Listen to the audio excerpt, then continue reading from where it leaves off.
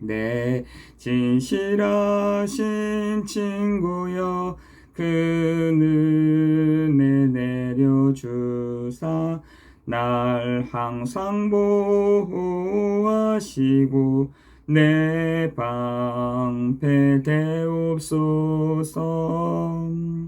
그 풍성한 참 사랑을 네 능히 끊을 소냐. 날 구원하신 예수는 참 좋은 나의 친구. 오늘 하나님의 말씀은 갈라디아서 2장 20절입니다. 갈라디아서 2장 20절입니다.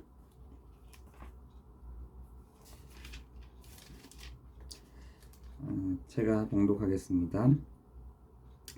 내가 그리스도와 함께 십자가에 못 박혔나니 그런즉 이제는 내가 사는 것이 아니요 오직 내 안에 그리스도께서 사시는 것이라.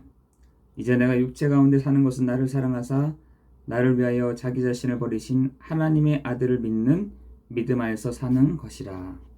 아멘. 이 성경은 우리가 한 번씩 많이 듣기도 하고 또 외우고 있는 분들도 많이 계시죠. 저는 근데 이 갈라디아서 2장 20절은 이렇게 늘 묵상할 때마다 하나님이 그래 맞아 내 안에 정말 그리스도께서 사셔야 되는구나 라는 것들을 이렇게 고백할 때가 있습니다.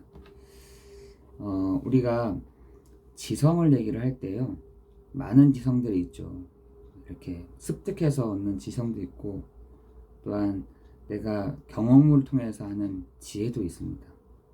그런데 성경에서는 잠언서와 전도서를 지혜, 시가서 중에서 지혜서라고 얘기도 합니다.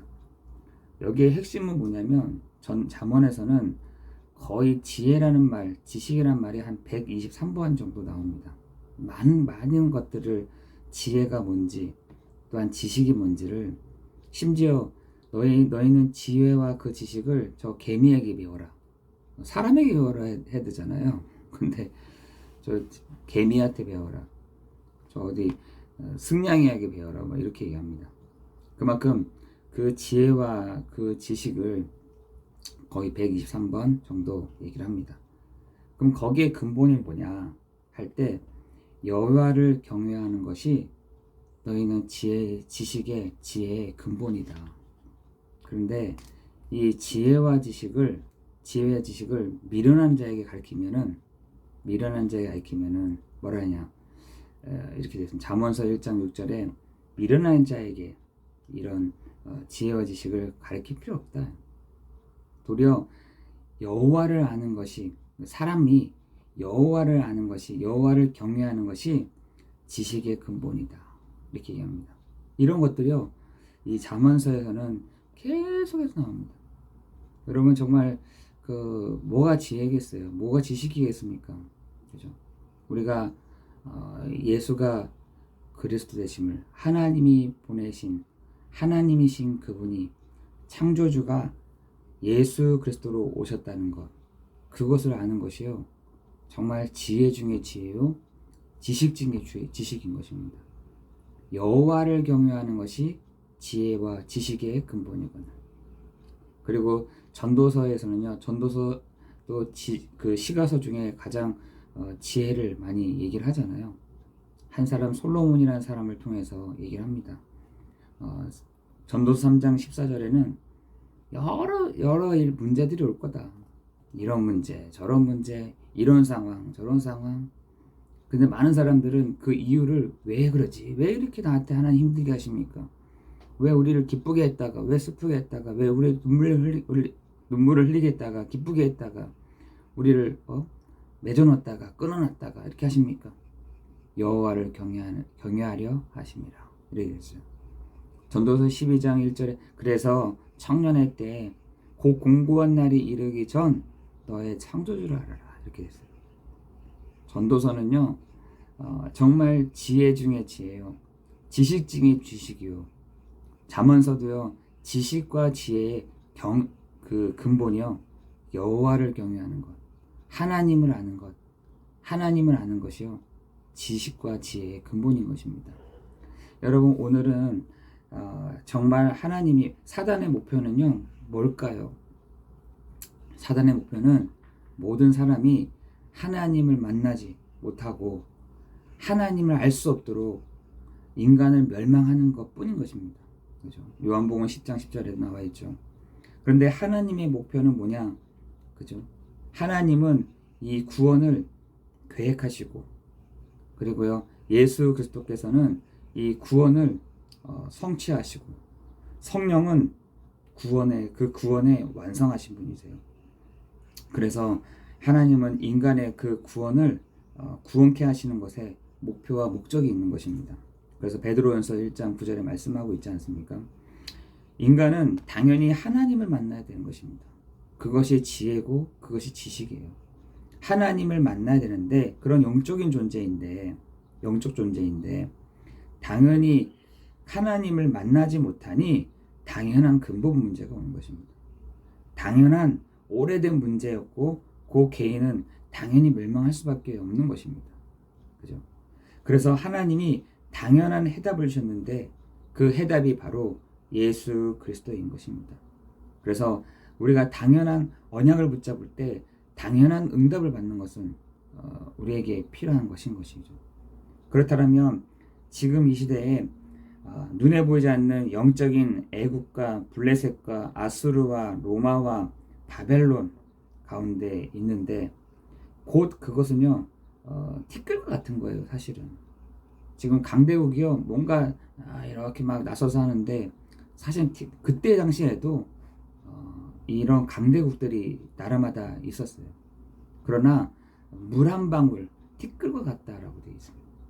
그런데 하나님은 그런 필연적으로 애굽에서는 요셉과 모세를, 블레셋에서는 사무엘과 다윗을, 아수르에서는 히스기야를, 로마에서는 바울과 디모데를, 바벨론에서는 이사야와 다니엘을, 결과는 필연적으로 멸망할 수밖에 없는데, 이러한 각각의 사람들을 세워서 하나님은 복음과 교회와 전도자의 그 축복을 허락하신 것입니다.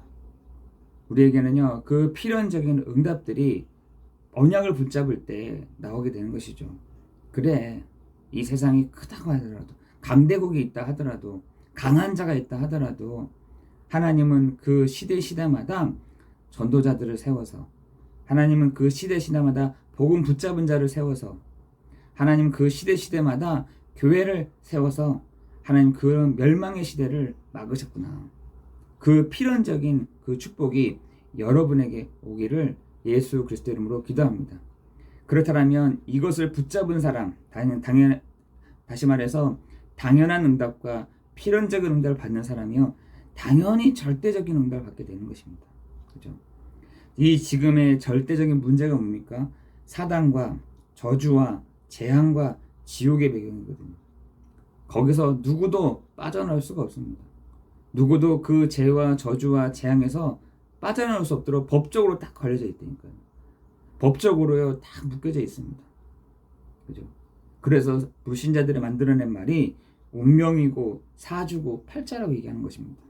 그런데 우리를 사도행전 1장 1절에 예수가 그리스도이시며, 사도행전 1장 3절에 하나님의 나라요, 사도행전 1장 8절에 성령의 충만함을 받을 때, 곧 그때 사도행전 1장 14절에 기도하였더니 하나님의 말씀 성취가, 하나님의 기도 응답이, 그 구원의 역사가 그 현장 가운데 사도행전 2장부터 1절에 47절에 나타나지 않았습니까? 이때 우리가 절대 헌신에 언약을 붙잡을 때 하나님은 복음의 회복, 누림, 그 전달의 축복을 우리에게 허락하여 주실 줄을 믿습니다. 우리가 당연한 것, 필요한 것, 그리고 절대적인 이 응답을 붙잡고 나아갈 때에 하나님은 놀라운 그 은혜로 우리를 채워가실 줄을 믿습니다. 우리에게 하나님은 이 응답을 붙잡으라고 얘기하십니다. 당연한 응답을 붙잡으라. 필연적인 언약을 붙잡아라. 그리고 절대적인 언약을 붙잡아라. 그럴 때 복음이 회복되고 누리게 하시고 전달케 하시겠다 말씀하십니다. 하나님의 놀라운 그 은혜가 오늘도 있어지기를 예수 그리스도의 이름으로 기도합니다. 그래서 오늘 우리 말씀에도 그랬지 않습니까? 갈라디아 2장 10절에 내가 그리스도와 함께 십자가에 못 박혔나니 그런즉 이제는 내가 산 것이 아니요 오직 내 안에 그리스도께서 사신 것이라. 우리 안에 당연한 필요한 절대적인 응답이 우리 안에서부터 시작될 줄 믿습니다. 그죠? 내가 그리스도와 함께 십자가에 못 박혔다. 그런즉 내가 이젠 내가 산 것이 아니요 오직 내 안에 그리스도께서 사신 것이라. 이 응답이 오늘도 이루어지는, 이 축복이 이루어지는 그런 날이 되기를 예수 그리스도 이름으로 기도합니다. 기도하겠습니다. 내가 그리스도와 함께 십자가에 못 박혔나니 그런즉 이젠 내가 산 것이 아니요 오직 내 안에 그리스도께서 사신 것이라. 오늘 우리 안에 사시는 그리스도께서 오늘도 당연한 또한 필요한 또한 절대적인 응답을 이루어 가시는 시간이 되게 해 주옵소서. 하나님, 우리가 지혜와 지식이 많이 부족합니다. 하나님, 우리에게 그 지혜와 지식의 근본 되시는 여호와를 아는 것이, 정말 하나님을 아는 것이, 하나님을 경외하는 것이 그 지혜와 지식의 축복인 줄 아오니 하나님, 오늘도 우리에게 은혜를 베풀어 주옵시고 역사해 주옵소서. 예수 그리스도 이름으로 기도드려옵나이다. 아멘.